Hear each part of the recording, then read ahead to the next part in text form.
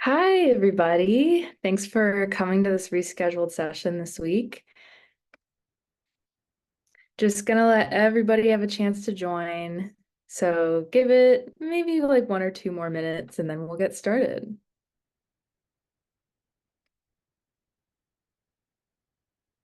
In the meantime, make sure that you use the Q&A box. I think I'm new to Zoom webinar, but I believe that's the feature that's going to let you be able to talk to me. So if you have anything to say, questions to ask, please use the question and answer box. And at the end of this session, I'll get to all the questions sort of in bulk. But for now, if there's anything that's on your mind while we're waiting for people to join, if else is coming, then go ahead and hit me with what you got. Otherwise, I'll give it a couple more minutes and we'll get started.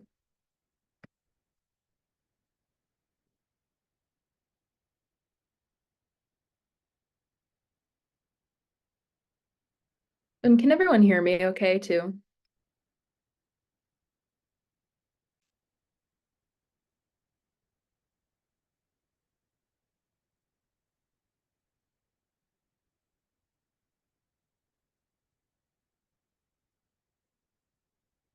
Last time I had Spotify going in the beginning, but for some reason I totally blanked on how to set that up this time. So we just have each other.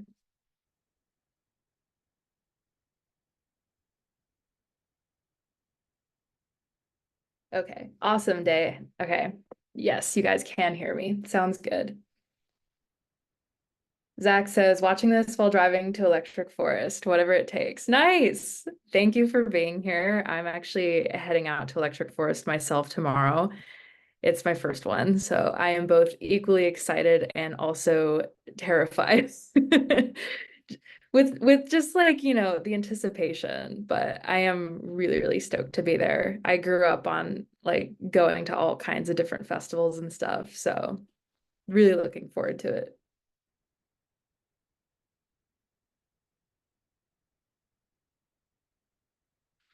Give it 1 more minute and then we'll get started.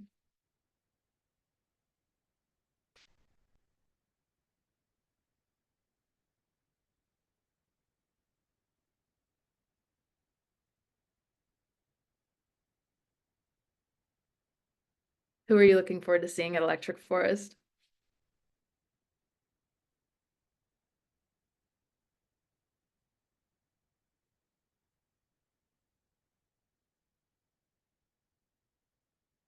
What is my favorite camera for shooting low light? So right now I use a Sony and I'm on an A7R III. Gotta love a mirrorless camera for low light. I'm trying to get the A7 IV. It has a little bit smaller of a megapixel sensor, but that's actually okay for low light. I think greater megapixel sensors sometimes might inadvertently produce more grain because they're capturing more detail. But what's really important for me is like the aperture of the lens. Um, like if you have that 2.8, that 1.8, that's going to be like the driving force of your ability to capture something in low light.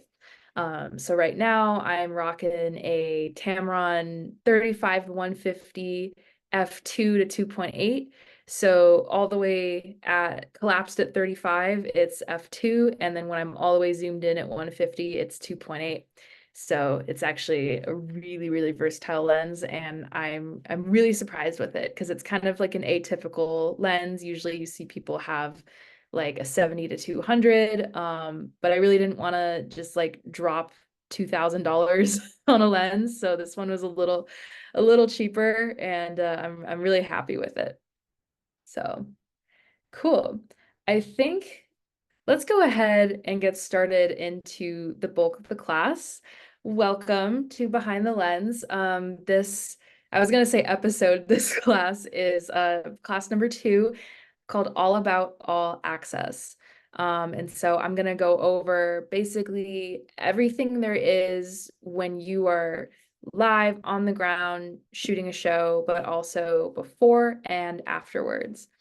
Um, if you are new here, I have a little spiel, some disclaimers, if you will, but also just a little intro to the class as a whole. This is a four-part series designed to get your foot in the door of music photography. Maybe you've never shot a show and you want to know how to start. Maybe you've shot plenty, but you want to learn how to turn this into a real career. This is for you. Everything that I'm about to share comes from my personal journey in music photography, so it's not an end-all be-all, but it is my experience rising in this field. I started on press passes and now I work, nearly full time with LP doing all of her North American tours, and also with her record label Yes Yes Yes and FemHouse. It's been a crazy journey, and it's only happened in the course of maybe like 3 or 4 years. So you definitely can get there if this is where your mind is at. Um, there's so many different paths you can take, so this is just mine. And I just wanted to say too, like, we will in later classes talk about editing and then also like different camera settings and stuff like that. But it's not necessarily an intro to photography class. You are going to want to know how to at least use your camera, because we're not teaching technical skills as much as I'm teaching practical skills that you can use specifically for music. So yeah, that's kind of the lowdown on behind the lens. I think most of y'all know me, but if you're new here, just really quickly, I'm Sarah, known as my Instagram handle, Sar Takes Pics. Currently, I'm LPGOB's tour photographer, and as I mentioned, I do work for her record label, and also I do social media for FemHouse, if you didn't know. So next time you see us post, it's probably me behind it. I'm also an admin and co-runner of No Travel Agency, which is a global online EDM media community, which is a really fancy way of saying it's a Discord that teaches people how to do this. And if you're joining us for the first time, if you are a repeating class attendee, don't worry, I'm almost done with this part. But if you are joining us for the first time, just wanted to give some refreshers on what we covered. We talked about different kinds of gigs in class number one. This is going to be a press pass. You work for a publication or an outlet. Promoter venue, you work for the house, which is the venue hosting the show, or the promoter, which is the entity booking the show, and then artist media, which is a given, you are working for the artist. And there's a bunch of different in-betweens in there. There's live stream media, there's festival media, but I think like these are kind of the big three, and we talked about them in detail last time. If you missed that class, it is on YouTube, so you can check that out. We also talked about how to get hired. So starting local, going big, building that initial portfolio, and then the holy grail, which is the cold email. All of that in our first class, all the basics. The second class that we're about to start here breaks down what it's like once you're actually there. So maybe you've shot a few gigs, maybe you've done none or a bunch. There's always something new that comes up, and you might have questions that are very situational and very specific. So we're going to break all of that down for you. We'll talk about workflow on site, professional etiquette that will distinguish you, and then help, further your career, like leave an impression on the people that you work with. Also stage and pit etiquette and protocol. And then along the way, I'm going to work in maybe some stories about some specific situations. And then I also really want to invite you guys to use that question and answer box, especially for the end. I'm really hoping to like break down some stories, some anecdotes, and any questions that have to do with specific situations that have come up while you are shooting. I would love to tackle those and really break them down. So yeah, just gonna change the slide. And then yeah, here's a refresher on the courses. So we are here, if you can see my cursor, all about all access. Coming up, we have gadgets, gear, other things to make your life easier, and then focusing forward, which I'll talk about, how you can go from the very beginning to as far as this can take you in a career, and like what are next steps if you don't want to be 40 years old and doing music photography. Like, what are some avenues that this can take you down? That class will cover all of that. I do want to note, if you were here last time, it was scheduled for December 12th. I will now be on tour on December 12th, so we're pushing it back a little bit to December 20th. Just something to flag if you have that class in your calendar. So let's get to it. Workflow. You're going to hear me say that word a lot. It is one of the most important things to me, and to many others who do this. It's really important for not just like saving yourself extra unnecessary time and effort, but also staying organized and focused, because shows can be really overwhelming. There's a lot going on. There's lights, laser, fire, tons of people, right? So having a good system to stay on top of your shots, your gear, your edits, everything like that, it's super beneficial. I'm going to share with you my personal workflow. But the really cool thing about workflow is that it's customizable, it's adaptable, it's really subjective. So something that works for me, it might not work for you. Something that might not work for you might not work for me. But that's the really cool thing about workflow is you can really just dissect it and, get into a good flow of your process from start to finish throughout a show. It helps you stay really dialed in, really organized, and all that fun stuff. So for your pre-show workflow, I think it's really overlooked because I think a lot of people just think about workflow like while you're doing the thing. But there's so many steps that you can take pre-show on the front end to make sure that you're confident and secure in what you're doing while you're there and also on the back end. So something that I like to do is I'll prep my gear the night before or even a couple days before if I'm going to a big event like a festival. I don't know if anyone here has ever heard of like a Pelican case, but it's basically like a hard shell, like camera, like sort of rolly briefcase. And I have one that fits on an airplane. So what I do is I store all of my gear in that just like while it's at home. And then I can really easily just pack it up, pack it out when I'm going to go travel. I can trust that, most everything that I need is in there. But something really important that I do is anything that I don't need, I'll take it out before I go to the shoot. That not only does it keep it safe, but it also just makes it so that I have like a really good stock and know what is in that case at all times. So I can visually, just by opening it, make sure that I have everything, both in terms of the stuff that I want and I need to shoot with, but also if I'm leaving a gig to make sure that I haven't left anything behind. Just like a really quick look, I can tell everything's in its spot because it's not full of unnecessary stuff I don't need. And then I can be like, yep, I'm good. Let's do this thing. I have a battery station next to my desk. Some people you'll see they have like pegboards on the wall. I really encourage making these. They're really, really super cheap and easy to do, but it helps keep all your stuff organized at home. So before every show, I'll make sure that my batteries are fully charged. And a lot of this seems like a given, but you'd actually be surprised, like, and all of the excitement, how many things can be overlooked. So sort of having this mental checklist of even the really obvious things like batteries can really help. Even like 5-year touring professionals will show up to a show with a dead battery sometimes. It just happens. And then a really quick side note on batteries, because I had to learn this the hard way. If you leave your batteries on a charging station for too long after they're fully charged, you actually run the risk of frying them.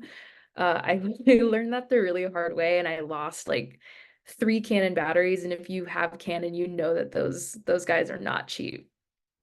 So just something to keep in mind if you do set up a charging station as part of your workflow. From there, I'll make sure that most of my recent shoots are offloaded onto a hard drive. I'll format all my memory cards. Another pro tip is like, please do not store photos on SD cards. I made this mistake when I first started out because nobody was here to tell me otherwise. That should really be temporary storage only.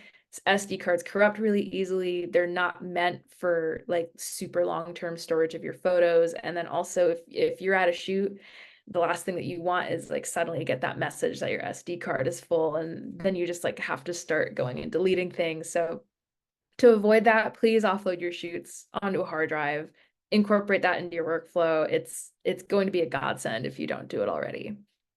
And then the other thing is to get ready for a show, fire some test shots on your camera.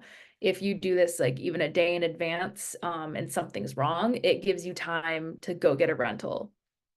Um, and it's just like it can, life-saving is maybe a little bit extreme of a statement, but it'll definitely save your gig, that's for sure. Um, so I'm someone who has to look at a menu online before going to a restaurant so that I can know exactly what I want to order and not regret my choices. So I think the really slept on thing that needs to be talked about more in terms of getting ready for a show is concert footage on YouTube. It's literally like watching you're a football team and your coach is showing you the game plan video. Like it's literally like one of those, but for music photography. Especially those bigger shows, those bigger touring shows, maybe they're at an arena or like some sort of outdoor amphitheater. A lot of those set lists are always going to be the same.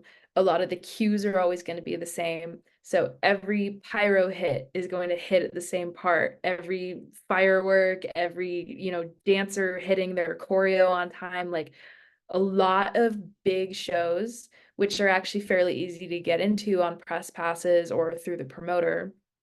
Some of you might have, even know what I'm talking about. A lot of those shows are the same exact show, same set list, different city. So if you find the concert footage on YouTube, and this is just like, I love this little life hack, you can see the cool things that are going to happen within the allotted amount of time that you've been given. So whether you are working for the artist on a press pass or even for the promoter, some of these bigger shows, like you might be limited in the space or the amount of time that you have to get something. And if the show is going to be the same and you know what it's going to look like, then there you go. Like there will be no surprises. And of course, when we're attending a show, like the surprise is half the fun, but when you're working a show on the other end, it is very different because you want to be ready and prepared to capture those. So super helpful for knowing where you want to be, knowing what gear you need even too. Like, do you want that to be a wide shot? Do you want it to be fully zoomed in? Do you want a prism? There's so many different options. And the best anecdote that I have for that is Panic at the Disco came to the Moda Center in Portland maybe a couple years ago, and I was working for the house at the time. And so I did that little life hack. I pulled up the YouTube video of that same show, and I saw that within 30 seconds of the show starting, that there was like going to be basically like big like sparklers, like when they do that, like that little baby firework, it's like raining down sparkles at the concert and everything like that, within the first 30 seconds of the show. So I kept playing back the lyrics that it was happening at. And then when it happened in real life, I knew that I wanted it to be fisheye because I wanted the like fireworks to sort of like curve around the shot. And then I knew that I wanted that shot and I wanted to be dead center, right? And I was probably the only one working that event in the pit that actually knew it was happening besides the people who are on the tour.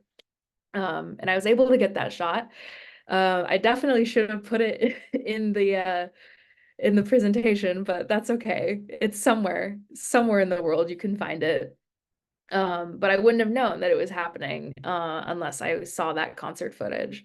And if you are at the first show of tour, I'm sorry, I do not have a solution for that, because unless there are some really dedicated fans out there live streaming on YouTube, I don't know how you would ever see that footage. This is a really great hack though, if you're like on the middle of the tour, or like towards the end of it and they're coming to your city, definitely try it out.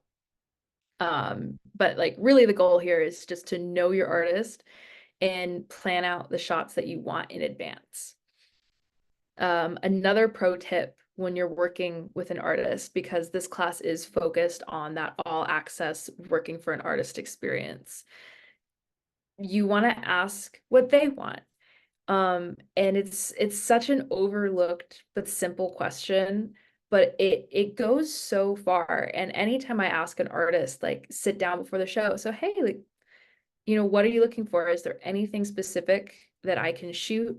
A lot of times like people's eyes will light up because no one, not everybody asks this question, and it just shows that you are considering them and their project more so than considering yourself and the shots that you want to get, which is really the sign of a professional in this industry. Because at the end of the day, if you're working for an artist, it is to support them in their project.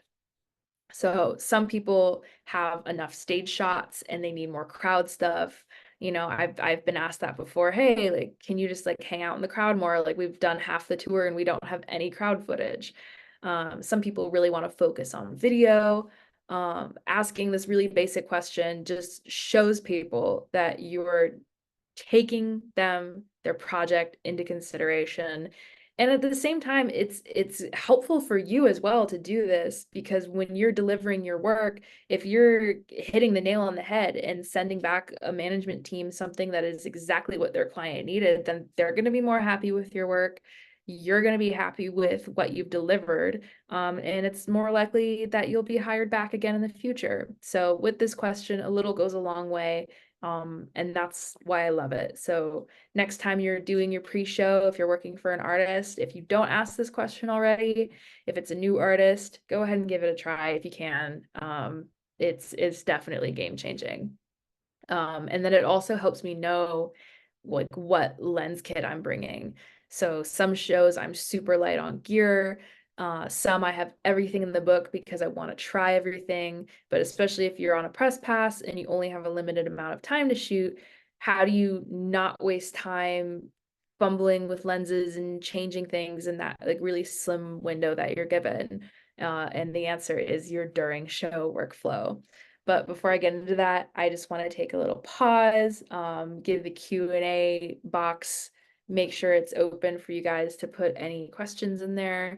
I know this format is a little weird because I feel like I'm info dumping on y'all, but hopefully it's helpful. And go ahead if you have any thoughts or questions or anything you want to add, put it in the Q&A box right now. I'm going to take a sip of water and then we'll keep going.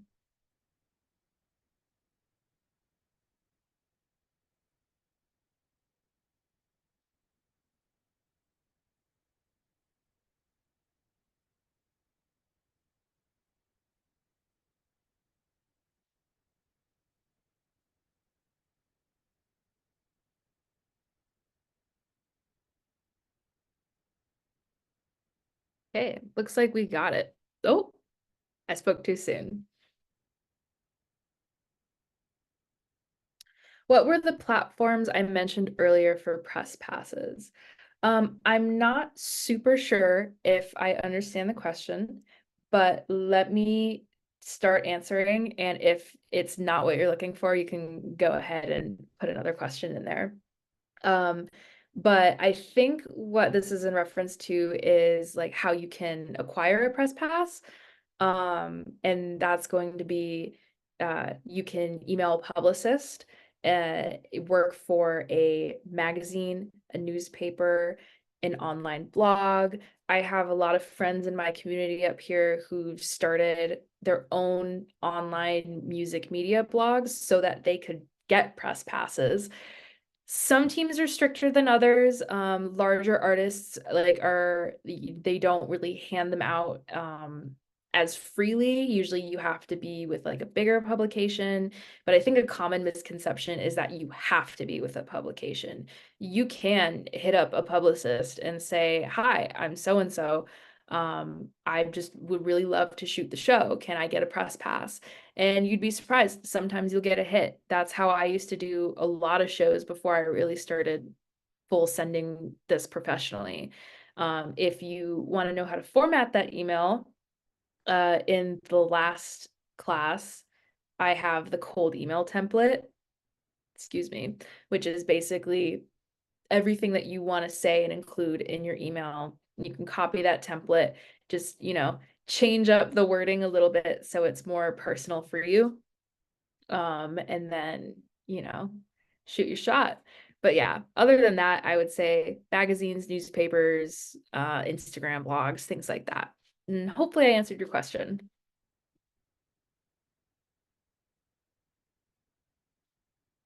Okay, let's talk about the during show workflow. So we're going to take it from the tippy top, which is the moment that you arrive at the venue. And so unless you're with the crew that you're working for, you'll go straight to the box office with your ID to pick up your credentials. And if you're not familiar with that term, that basically just means like, something that shows that you're allowed to be there. So your credentials typically are a wristband or a ticket and a photo pass, that sort of thing. Um, this part I should mention, it has to do with pre-show workflow, but it fits a little better for the during show because you're already going to be like on your way to the venue. Um, but when you are for picking up your stuff, make sure that when you are communicating, whether it's with a manager or publicist, that you ask for an on-site contact. I have a lot of friends in my community of music photographers here in Oregon who have called me asking, like, what do I do? I'm not on the list, I can't get in. And this is where having that on-site contact comes in clutch. So when you get that email and people say, whether it's a manager or a publicist, they say you're confirmed to shoot the show, make sure you follow up with, thanks so much. Can I please grab an on-site contact? Or this is someone who, if the venue hired you, this is someone who works for the venue. I can't tell you how many times I've personally showed up and I haven't been like added to the list in time. So most venues in my experience, like especially established ones, they don't care that you are who you say you are, even if like you really are supposed to be there. They're really just looking at who that list says you are. And so I've even asked, hey, can I please speak with the tour manager? Like they know who I am, and the box office people at this particular venue, like they wouldn't go to help me. So luckily I had an on-site contact for that tour manager that I could then call and say, hey, I'm here, but I'm not on the list. Can you let me in? And it really is the difference sometimes between getting in or going home. I think it's happened to me at least like 10 times, which over 5 years of shooting shows, maybe 10 doesn't seem like a ton. But it's also enough times for it to happen for where I'm like, okay, you better be prepared for this, right? So just make sure too that when you do put in your ask, that you are set up with both a ticket and a photo pass. Because some places, not all places, but some treat these like separate things. And so if you only have a photo pass but not a ticket, sometimes you still can't get in. And then it's always like kind of disappointing when like you got that close, right? But you can't get in. If you are working for an artist, this is not as likely. This is really just like if you're with the promoter or, a press pass, this is where those things come up more often. And then when you're going through security, make sure that you have that pass on you. Be really overly nice because security personnel at shows already have to deal with like so many people being out of pocket. You will be stopped and told more than likely, like, hey, you can't have that camera, and then that's when you show your pass, and they're like, oh, okay, cool. But just be super nice, be overly friendly.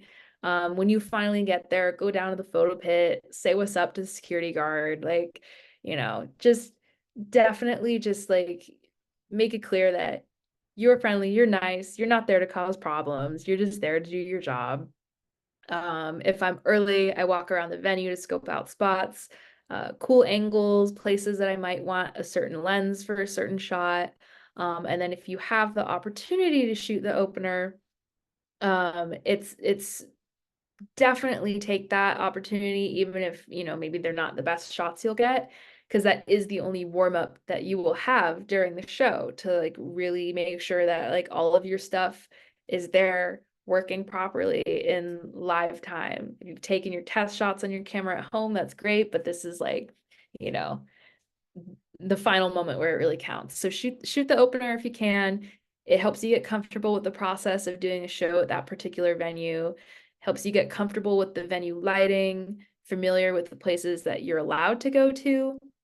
And this is for both, press and artist media alike.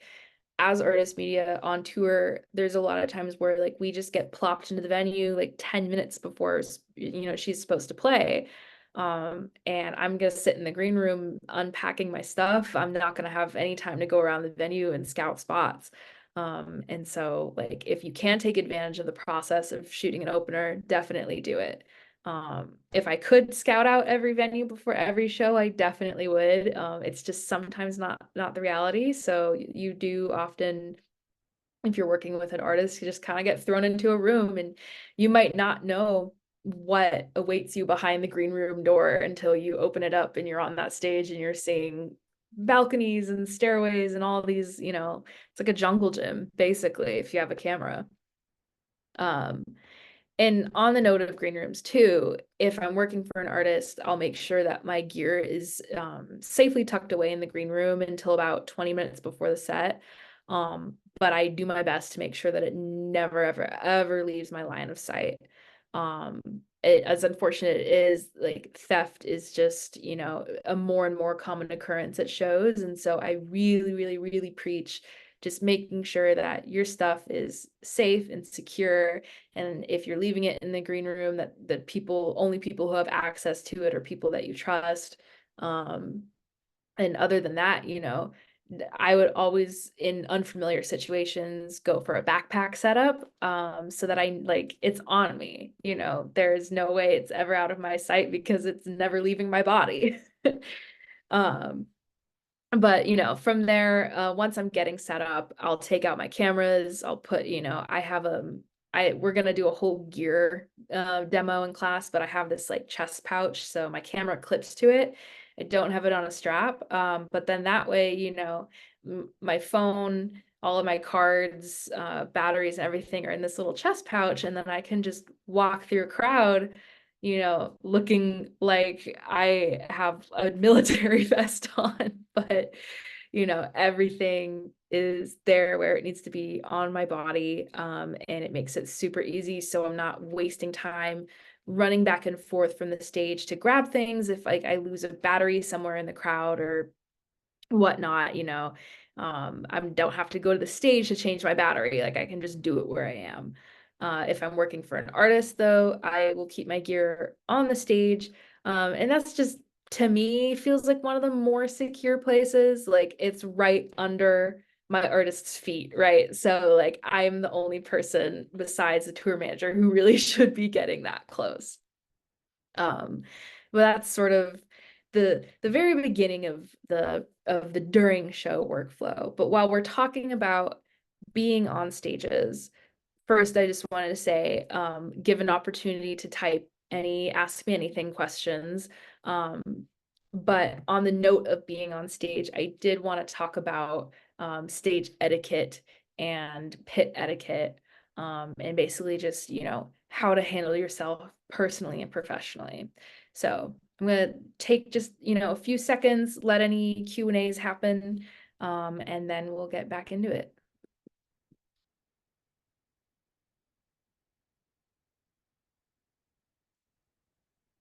And if I'm talking too fast, please hop in there and ask me to repeat stuff, tell me to slow down, whatever. I'm here for you.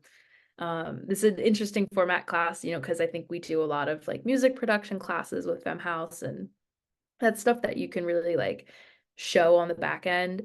I think like, show photography in this sense is it's a little more abstract. Because really like I would love to just take all of you with me on a show and show you how I do it hands-on in person, right? But for now, I'm just able to tell you. Um, but I hope that, some of this knowledge is helpful and things that you haven't heard before.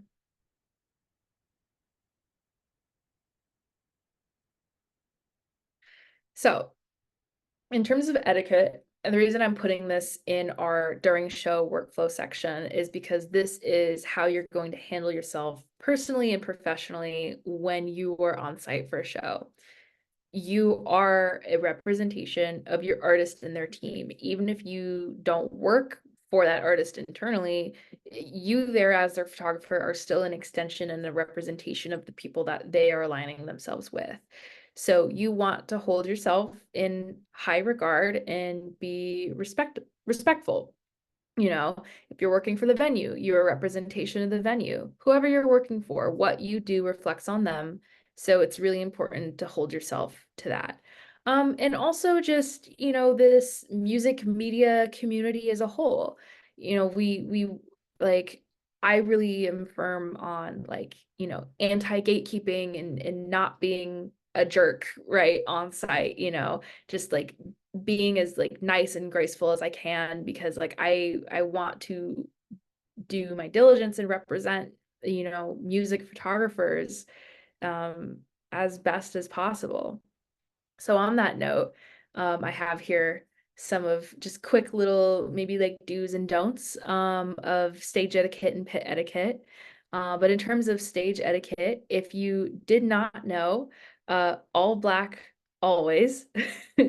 It's like pretty much if you are wearing black shirt and black pants, that is a signifier that you are like working in music. It's also like the professional standard for what everyone at like a high-end show is going to be wearing. It's so that you are not super noticeable on stage. As long as you're there, you're doing your job, you're wearing all black, that's fantastic. But like the last thing that like someone in the crowd wants to see when they're like really getting sucked into music is just like some dude walk on in like a neon green shirt in like a zebra stripe. So it really detracts from the experience if you're an attendee, but also everyone else's photos then have neon green zebra stripe in them, right? So that's why we wear all black, and just like to help blend into the shadows and things like that. Um, on that note, if you can help it, try not to like hang out in plain sight. And what I don't mean that you can't be seen. I just mean like it's considered good etiquette to not just like stand there vibing on the stage, not doing anything, right? And I just want to reiterate, it's okay to be seen. It's part of the job. It's something that I have had a hard time getting comfortable with just because I very much prefer to not have attention on myself, and it can feel like there are hundreds of people's attention on you when you're on the stage, but trust me when I say no one is looking at you except for maybe like your friends, right? But if the lights aren't already making it hard to see you, like everyone's just watching the artist that they came to see. And in this day and age too, I think media has become such a prominent part of music and our consumption and experience of it that nobody's giving a second thought to seeing someone on stage.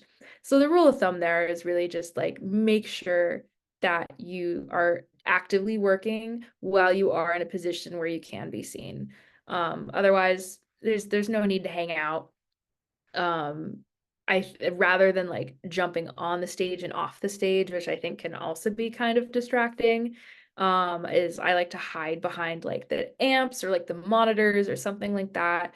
The crowd's never going to be able to see you behind one of those, especially with all the lights going. And then also like if you're just like waiting for a drop to happen or like something cool, it's just like it's nice to take a little seat sometimes, right? So kind of just like to pop like in and out basically. And if you ever come to a show that I'm shooting, you may never know because I've been told that sometimes I cannot be spotted, but it's okay if you are. Again, just make sure that you're doing something. And then also give the performer a reasonable amount of space.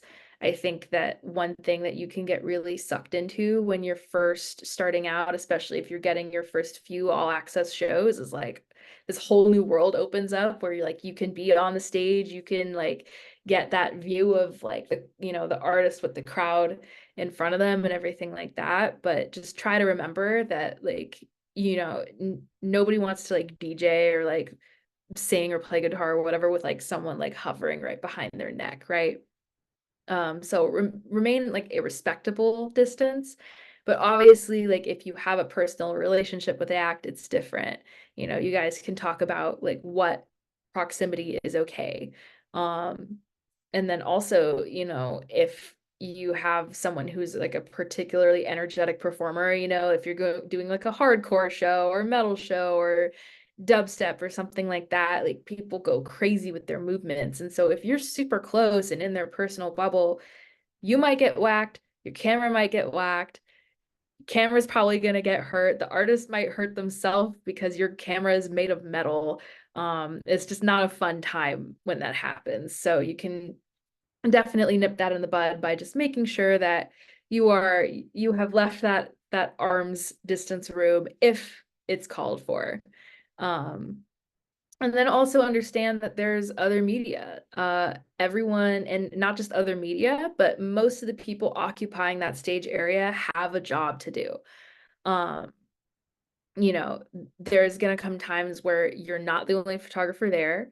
If you are the artist media, generally you have the top priority, but not always. That's a hot take. Don't quote me on that. But sometimes festivals will prioritize their media or the live stream media because that's, you know, a high quality video happening live and in person, right?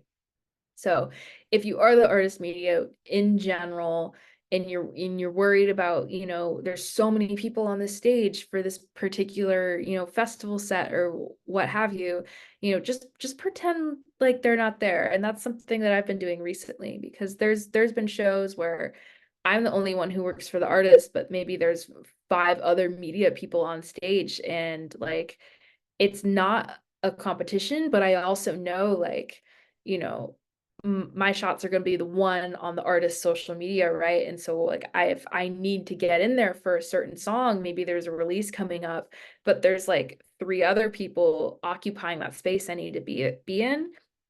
And just try not to worry too much about the optics of so many people occupying that space, because you know that the job that you have, you know, is a priority to your client who is the one on that stage with you. That said, if you're not the artist media, the festival media, or like one of those priority media types, you know, definitely, you know, be up there if you're given the access to be up there, but just be respectful of the people who are working in the past that you were given. If, you know, maybe you're just like building a portfolio or something, and try to give the right of way to the people who are actively working for the event, for the artist. It really goes a long way, and that's how like really good professional relationships are founded. You know, I've observed people holding themselves really respectively at a show in terms of like etiquette, and I've hired them on to do things, you know, even if maybe they're not the most experienced, because it was a joy working around them and it was really refreshing. And these are just things that you can keep in mind for your own attitude going into shows, that will go a long way to help further your career. And that's sort of the all access side of things. For the pit side of things, because I want to make sure I cover that too. That's a huge, huge, huge part of music photography is our lovely press photographers in the pit, right? It's pretty straightforward. You're there for a limited time with limited space, and once time's up, it's up. I've been in pits where I'm the only one.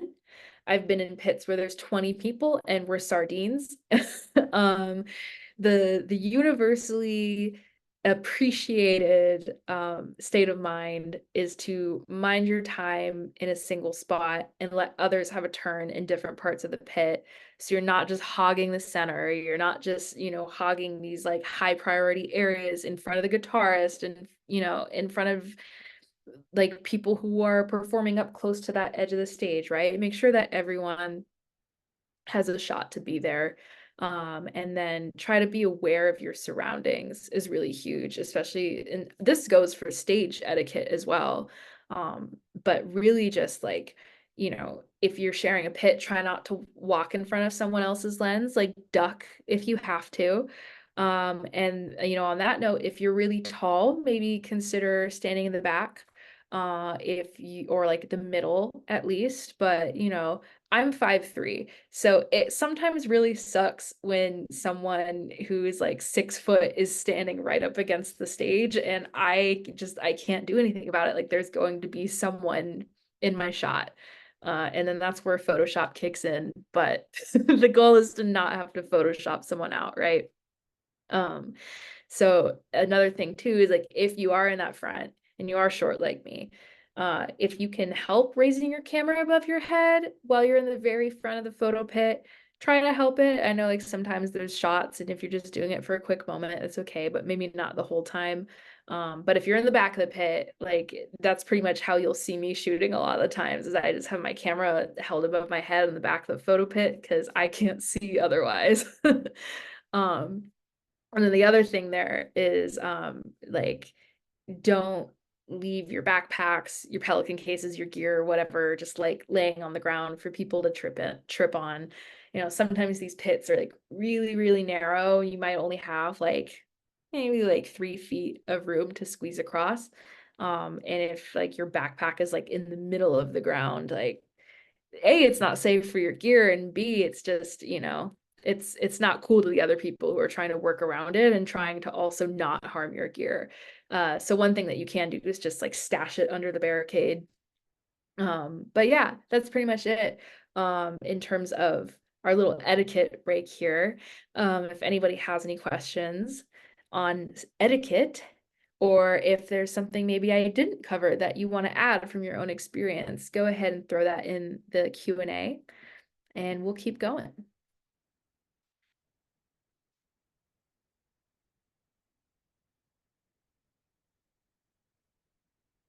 And just thanks again, everybody, for joining me on a Tuesday. Okay.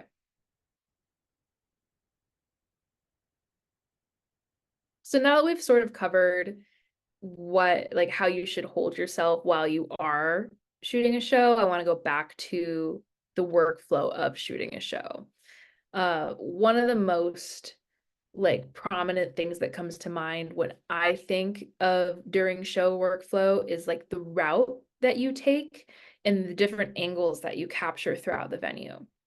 And what I mean by this, by a route is you have different spots throughout the venue, right? You have the stage, you have the photo pit, you have in the crowd, and then you have front of house, which is, if you are not familiar with that term, that is usually what most people would just call the sound booth, or like the light booth, or whatever you see that you think looks like a sound or light booth, that is front of house to us. And like that's where a lot of, if you see like those elevated sort of back of the crowd photos looking at the stage and everything straight on, those are usually front of house shots. um but yeah, those are usually like the main locations, and so rather than bounce back and forth between them like a ping pong ball, I like to just have a little trail that I follow, basically, especially at festivals or these bigger sets. Festival crowds, like they can be huge, so like I definitely wouldn't want to deal with going back and forth and back and forth. I like to just sort of just snake my way through there, like do a little figure eight, whatever. um and then also, like, the lens that I use in the photo pit is going to be very different from the lens that I want to use in the crowd. So just keeping these things in mind during the show and having that game plan, it's really, really, really going to help. Especially if you have a press pass and you're limited to like a certain spot, knowing the angles that you want, at least, that's going to help you maximize your time in there. So if I'm in the pit, I like to start wide. I like to get all of those like stage production shots. And then maybe on like the second song, I'll swap lenses. I'll put on my zoom lens and I'll go closer in. If you have two cameras, you can use a double strap, and then, you don't have to worry about changing lenses. You can just pick up your wide camera, pick up your zoom camera. And I used to do that actually for a while. But I actually prefer like going as light as I can on the setup now, just because like you can't tell behind the screen, but I'm little, so like, a 50-pound camera backpack is not something that I want to be dealing with. um but if you are planning on going into the crowd, I would say this. If you're on a press pass, maximize your time in the photo pit first and foremost, because you will have enough time in the crowd after your pit time is done. So like definitely don't cut into your pit shooting time to shoot in the crowd. But if you're working for an artist, I save this for the middle of the set. So, and then I'll work my way back to the stage for the end. So I really like to start on the stage because then I can get those shots of like the artist going up to the stage and like, doing the intro to the set and everything. And then I'll go to the pit because it's just, just a short step off of the stage, right? I'll go into the pit and I'll get like, maybe like 10 minutes worth of pit shots or whatever. Then I'll go into the crowd. And depending on the size of the crowd is how long I'm going to spend in there. Some are pretty easy to get in and out of, and some are extremely overwhelming. But it's okay because this class is going to prepare you for that. And then I'll work my way back to the stage because that's for my artist in particular. That's when she like will come out and like wave to the crowd and like get all, do all those interactions and stuff that just are served better on a photo that's closer up than from super, super far away. But that's sort of like, where that pre-show workflow of knowing your artist and what to expect comes in mind, because then you can decide like where you want to be for these moments. And then that's what's going to help you plan your during show route. If you don't want to stick to a route during a show, that's totally fine. Again, this is just my personal workflow and it changes too. There's some shows where like having a route really helps, and there's some shows where like it's not as high stakes and I just kind of meander and do whatever. It's really up to the situation. Um, Another pro tip though is I'll set alarms on my phone if I don't want to spend too long or too little in the crowd. I've had like an artist that I worked with before, like a pretty big DJ. It was like my first time working for her. And she said her tour manager talked to me and basically was like, for the first 15 minutes, like no stage. You're only going to be at that front of house booth. And so then like I set a timer on my phone to like make sure that like I got my time in there. And then I went and I did other stuff. And then like I was told, okay, for the last 10 minutes of the set, please be on stage. So I set another alarm on my phone that was set for, whenever 10 minutes before the end of the set would be, so I could make my way back to that stage. And just because like when you're shooting, like you can get really, really sucked into it, right? And so like there's just making sure that you have those little reminders like, hey, go drink some water, or hey, get back to the stage right now. Like those things that you can do really, really will set yourself up for success. And so now you've shot this whole big giant show. What do you do with all that? Well, that is your after show workflow. And after it's all over, I pack out my gear. I go through my mental checklist to make sure nothing's been left behind.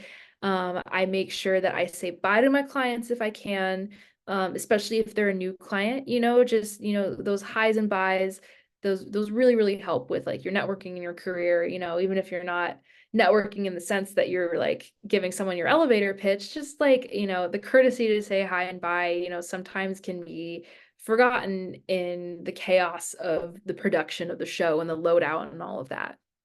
But for certain clients, especially those that I'm closer with, I'll stick around, I'll get those green room hugs and celebration moments. Like a big part of that is just reading the room.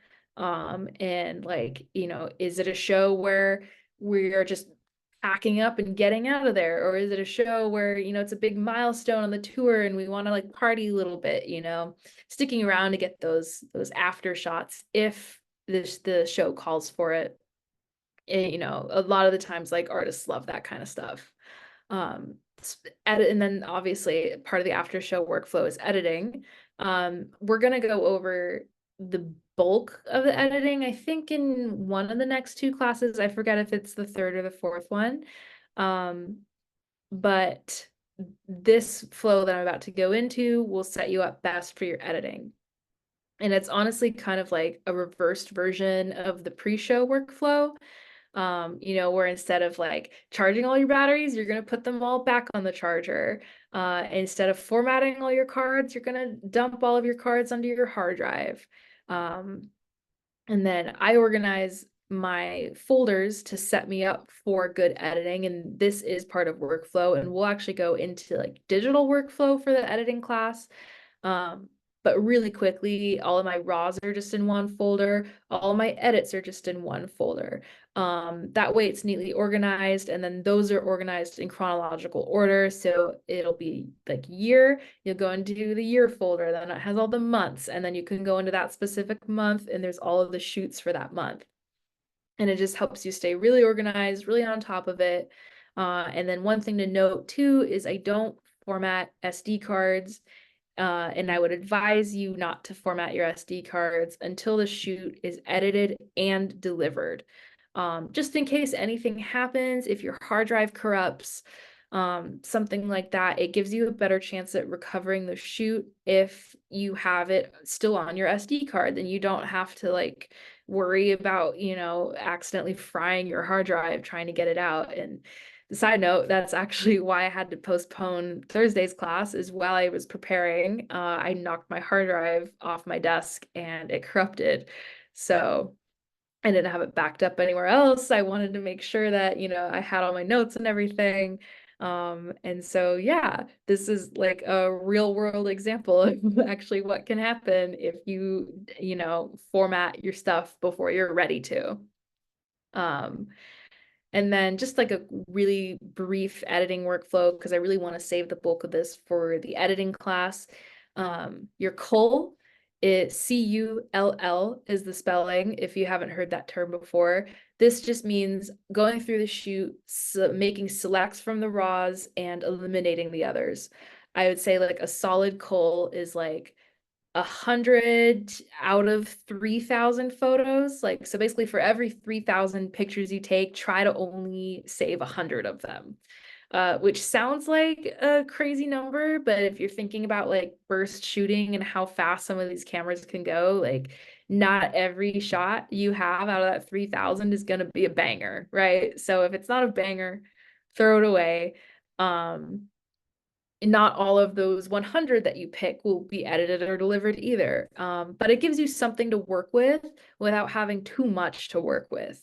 If you can get it down to 60, that's a beautiful number. I love getting a shoot down to 60 photos because it makes editing really fast.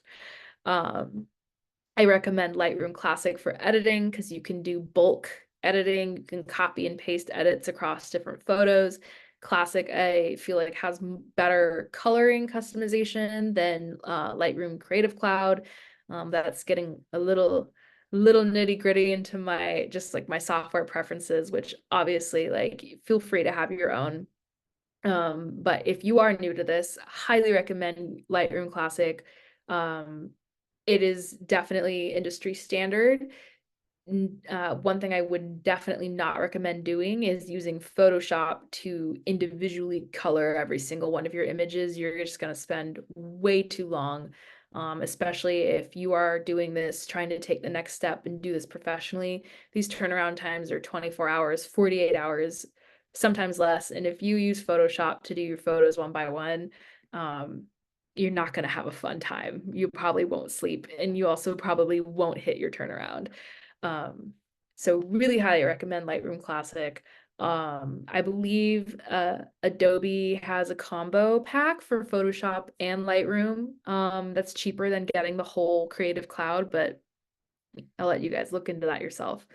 When you do export your photos, make sure that you rename them to like the date of the shoot, who the artist is, and then put your Instagram handle in the file. Because like if you name your file 123 JPEG and I'm the artist and I'm sending this to my social media team, or sending it to a brand or something, like 123 JPEG tells me nothing about the photo. You at least definitely want your handle in there, your Instagram, so that you can be properly tagged and credited. Working for the social media, for Yes Yes Yes, for FemHouse, like I get photos handed to me all the time where like I have no idea who took the photo. And as a photographer, like it pains me to post it without photo credit, but there is like no other way for me to know unless you put your name in the file, and then people like me will know and will tag you. And then once you have everything exported, go ahead and send a message to your client that says, hey, here's, say your deliverables. So here's 30 photos, 10 videos delivered within 24 hours. Put the link to a Dropbox or a Google Drive, and then anything else you want to say. But that should be how you deliver your photos. Give us like a little summary of what you shot, how much is there, and the turnaround you provided it in, so that the people hiring you know that you hit all the marks that you promised. Please do not send 10, 50, whatever individual photos in an email, like baked into the email. Please offload your photos onto a link, a Google Drive link, a Dropbox link, WeTransfer, Pixieset, something like that. It's the professional way to do it. And from there, send your invoice as soon as possible. Most clients pay in net 30, which means that they can take about 30 days to pay you for your work, is typically industry standard. Some teams do it differently. And because it takes that long, that's definitely why you want to make sure that you send that invoice, you deliver that shoot and send that invoice as soon as possible so you can get your bag. And then if you are a press photographer, instead of sending it to your client, you'll send it to your editor, and then all of that will be handled for you from there. And yeah, that is the bulk of the secret sauce of actually shooting a show pre, during, after workflow. This is now the time for the Q&A. I might go over a couple like stories or something. I would really love if anyone in here has shot a show or many, what have you, before, and there are any like experiences that you have had that like situationally you'd love like clarity on, or like what should I do next time or something like that. I would really love to answer a couple of those in the Q&A. And if not, that's totally okay too. If anything comes to mind later, definitely always hit me up on Instagram. Sometimes messages go to my requests, and I won't see them, but I promise you I do check my requests from time to time. So if I don't answer you, I'm not ignoring you. I just haven't seen your message. And I would love to, get to know you guys, interact with you more beyond this class. If you have anything for me when we log off, my line is always open.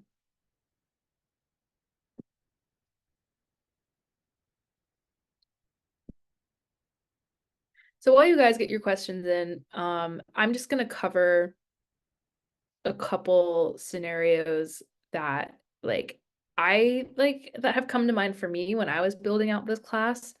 Um, stuff like we talked about earlier, like what do I do if the box office doesn't have my photo pass? And we kind of like covered what to do with, getting an on-site contact and all of that. But like another thing that might come up is like maybe there's like rude people on stage, or like, in EDM it comes up a lot, like, someone's really drunk and they're acting out of pocket, and or even just like someone who is getting in the way of you doing your job diligently and professionally, and is just not being really respectful. And that's something that like can come up from time to time. And it's like people have asked me this before, like what do you do in those situations if like, you don't have that much authority as a photographer? And if something that I've always done is like I've gotten like the tour manager, the stage manager, been like, hey, this person's causing problems. I don't want to cause a problem by confronting them. Can you like help me out here and like make sure that we're behaving ourselves so I can do my job? And I think too, like as a woman specifically, like I do hesitate more before getting into that sort of stuff. And like, I wouldn't go up to someone and tell them like, hey, can you move? I don't feel as confident to do that. But luckily, like there are people there who you can talk to, like a stage manager, tour manager. So if you ever find yourself in that scenario, that's what I would recommend. Um, we have a little question. So regarding the pit, are we getting into the pit with the crowd or that small crowd space between the stage and crowd, depending on the venue? I've seen photographers fight in the crowd before. That's wild if you've seen photographers fight in the crowd before, but I believe it. Um, so yes, when I talk about the pit, that is the space between the stage and the crowd. So usually there's like a barricade and then a crowd. And then that's where you're allowed to go for like, typically if you're on a press pass, it's like the first 3 songs. If you're working for a festival or an artist, you can usually go in and out of there pretty freely. But yeah, so when we talk about the pit, it's that space. In terms of like navigating like the crowd, I think, actually brings up like a really good scenario of like, what do you do if there is no like photo pit, and you are being forced to shoot in the crowd with, basically no dedicated area like where like you can do your thing. And it does happen. I was at it was a Tosh Sultana show, and there was like the venue that it was at was like seated in the front, but then had like this really like big gap between the seats and the stage, and so there was no barricade, but that big gap was considered the pit. And Tosh, when they came on stage, they encouraged everybody to like just like motion forward, the whole crowd come forward, and like security was trying to stop people because that was technically the photo pit, even though there was no barricade. And Tosh like basically was like, don't listen to security, just come on in there. And now me and the couple other photographers in the pit are like looking at this tidal wave of people making their way over, and like I knew then and there that like I was going to have to change my strategy of how I wanted to shoot this show. I would not be able to like have anywhere to like set my gear down and just like change the lens willy-nilly when I wanted to. If I wanted those like close-up shots, I had to just be happy with my spot, because the crowd like suddenly went from this wide open pit to just, me not being able to go easily from point A to point B. So that really is like when you get comfortable and you work with what you got. um that's a really unique situation, obviously, where like I wasn't anticipating that happening. But a lot of venues like don't have photo pits just in general. And when that's the case, like either they're smaller venues, so they're easier to like get around, or like it's just like part of the tour, they didn't want to do that. And that's totally fine, and it will come up. And I think like the best thing to do is to just, you know, put your backpack on, keep your camera out, and walk around the crowd, and be respectful of like the attendees and their experience. Usually like I'll ask someone like, hey, I'm gonna stand in front of you for a couple minutes, but it's not gonna be the whole show. So don't freak out. I'm not gonna take your spot. And usually that seems to do all right.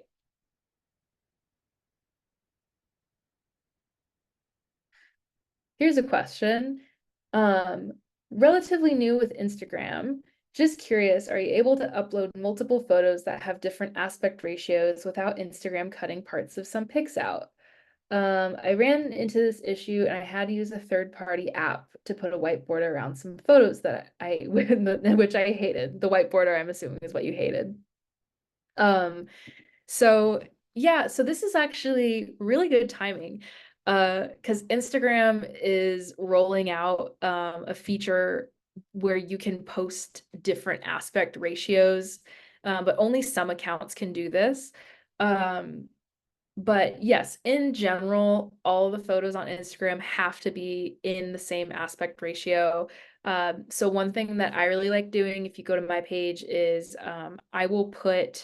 I'll make diptychs, which is like die is two. So it's like two photos side by side. And then that way I can post two vertical photos, but it's actually a horizontal photo. And then the other way around, like it can be a vertical photo and I'll have two horizontal photos in it. Um, but yeah, so with Instagram, that is kind of one of the downsides, but it sounds like they're rolling out a feature that will, make that better. And the second part of the question is, I mentioned a limit to pit time as press photographers. Who enforces that? Do they kick you out after your time limit? So yes, venue security actually enforces that. And some venue security can be a little more overzealous than others. Most of the time they'll come through, they'll like tell you have one more, and then they'll look in the pit and they'll be like, get out. And most press photographers know that first three is the standard. So once that third song ends, there's kind of always this really funny, like everyone in the pit kind of looks at each other and they're like, should we keep this going? But no, usually security will come and they'll kick you out. And again, like the first three in the pit rule I talked about in the first class. But it's a general rule that is like super common. It doesn't happen for every single show. I know on ODESZA's tour, they were doing you could shoot songs 4, 5, and 6. So like in the middle of the show, right? But those rules are enforced. And some venues, especially bigger ones, they even have venue reps that escort you. So you meet them in the box office, they take you to the stage and they watch you like a hawk while you shoot, and then they will take you out of the stage area. So yes, someone does enforce those. And I think with that, that is all of the questions that I've had. Really wanted to thank you guys for tuning in this time and sticking around. And I hope that you've gotten what you needed out of this all access class. And if you have any other questions that come up, definitely, feel free to hit me up after hours on Instagram. One thing that I did want to quickly go over is right here, just our next classes. I'm going to leave that up on the screen so you can screenshot it and see what is ahead of you. And other than that, thanks everyone. And I hope you have a really lovely Tuesday and or fun at Electric Forest if you're going. Maybe I'll see you there.